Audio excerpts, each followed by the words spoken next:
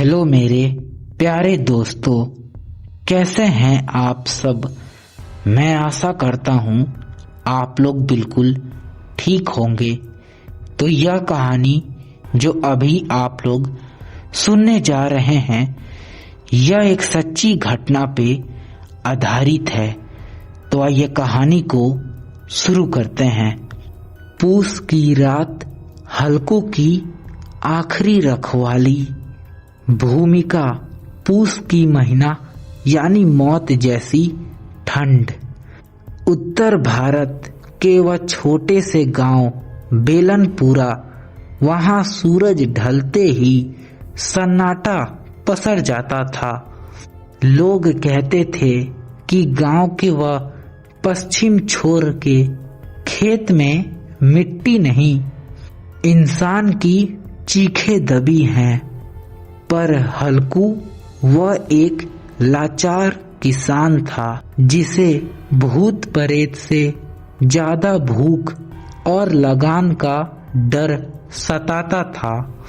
ठंडी आग और खौफनाक खामोशी। खेत के बीचों बीच अपनी मड़ैया घास के झोपड़ी के बाहर हल्कू बैठा था। पास में उसका बस एकमात्र साथी कुत्ता झबरा दुबका हुआ था। ठंड ऐसी थी कि मानो हवा में कांच का टुकड़ा तैर रहा हो। हल्कू ने कांपते हाथों से चिलम सुलझाई और बोला, तारांकन क्यों झबरा, ठंड लग रही है।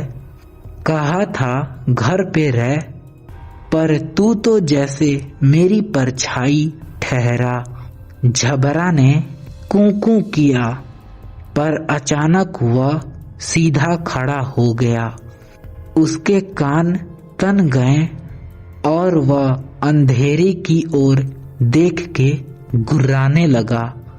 हल्कू ने गौर किया, आसपास के सन्नाटे में एक अजीब सी भारीपन थी।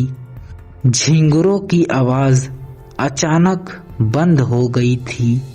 वह जो फसल के पीछे था, अचानक नीलगायों की झुंड जैसी आहट सुनाई दी। हल्कू ने सोचा फसल चरने आए होंगे। वह लाठी उठाकर उठा और जोर से चिल्लाया, पर कोई जानवर नहीं भागा। इसके बजाय खेत के बीच से एक ठंडी सड़ी हुई गंध आई, जैसे वर्षों पुराना मांस गल रहा हो। झबरा अब भौंक नहीं रहा था। वह हल्कू के पैरों के बीच छिपकर कांप रहा था। हल्कू ने जैसे ही मशाल जलाई और मशाल की रोशनी दूर तक गई, वैसे ही हल्कू के हाथ से मशाल गिरते गिरते बची। खेत के बीचों बीच एक सफेद आकृति खड़ी थी। वह हिल नहीं रही थी, बस हल्कू के तरफ पीठ करके खड़ी थी। उसके बाल जमीन को छू रहे थे, इतने लंबे और काले कि रात का भी अंधेरा उसके बाल के सामने फीके लगे। हल्कू के कान में गांव के पुराने किस्से के गूंज उठी। 60 साल पहले इसी खेत के मालिक ने अपनी बहू को डाइन होने के शक में इसी खेत में जिंदा जला के मार दिया था। तब से यहाँ फसल तो होती थी, पर कटाई के समय कोई न कोई हादसा जरूर होता था। कौन है रे? हल्कू की आवाज गले में ही फंस गई। वह आकृति धीरे धीरे मुड़ी। उसका चेहरा था ही नहीं। वहां सिर्फ काली झुर्रियां और धसी हुई आंखें थी, जिनमें से मवाज जैसा कुछ टपक रहा था। उसने एक झटके में अपना हाथ हवा में लहराया और अचानक आग की लपटें नीली पड़ गईं। वह फुसफुसाई, तारांकन, हल्कू, बहुत ज्यादा भूख लगी है। तूने मेरी छाती पर हल चलाया है, अब मैं तेरी छाती पर तांडव करूंगी। मौत का आलिंगन हल्कू भागना चाहता था, पर उसके पैर जैसे जमीन ने पकड़ लिए हों।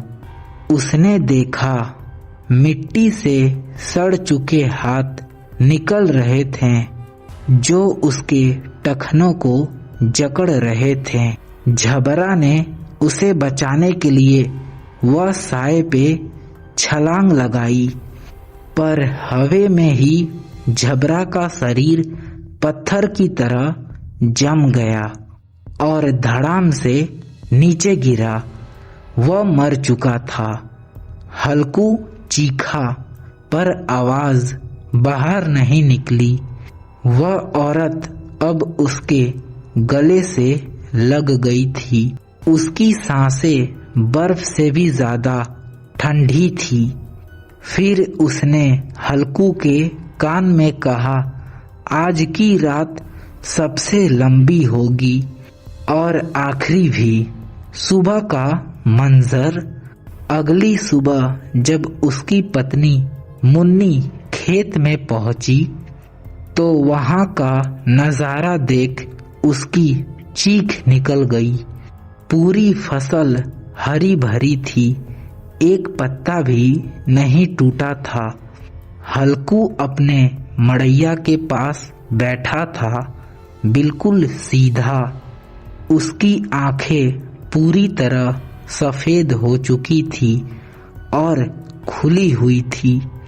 सबसे डरावनी बात तो यह थी कि हल्कू के शरीर पर इतने ठंड के बाद भी पसीना बह रहा था और उसका हाथ मुड़कर अपने ही गर्दन को दबोचे हुआ था।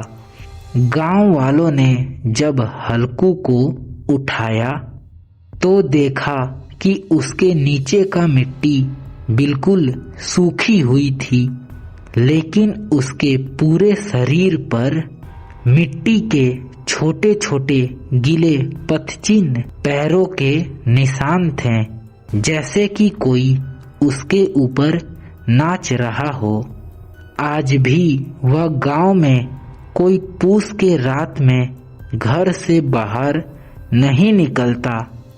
लोग कहते हैं कि जब हवा बहुत तेज चलती है तो हल्कू की चिल्लाने और झबरा की रोने की आवाजें आज भी उन खेतों से आती है। अगली बार जब आप किसी सुनसान खेत से गुजरें और अचानक से ठंड बढ़ जाए तो पीछे मुड़कर मत देखिएगा। शायद वह पूस की रात आपका इंतजार कर रही हो। कैसी लगी ये कहानी? अगर कहानी आप लोगों को थोड़ा सा भी पसंद आया हो तो प्लीज़ कमेंट में आप लोग अपनी राय दे दें, ताकि मैं अगला कहानी इससे भी डरावनी ला सकूं। तो आज के लिए इतना ही। मिलते हैं नेक्स्ट वीडियो में। Bye bye.